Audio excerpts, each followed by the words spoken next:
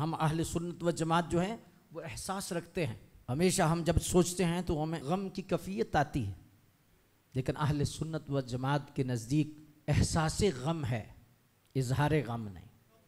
खुद ब खुद इजहार हो जाए, आंखों से आंसू बह जाएं या इस तरह का कोई अंदाज हो जाए तो बिल्कुल जायज़, लेकिन एक पूरी तरतीब के साथ, तकल्लुफ़ के साथ हाथ पाँव मारना, वैन करना, आहू बका करना अहले बैत इकराम के हवाला से या किसी हवाला से भी, ये बिल्कुल जायज़ नहीं है, हराम है।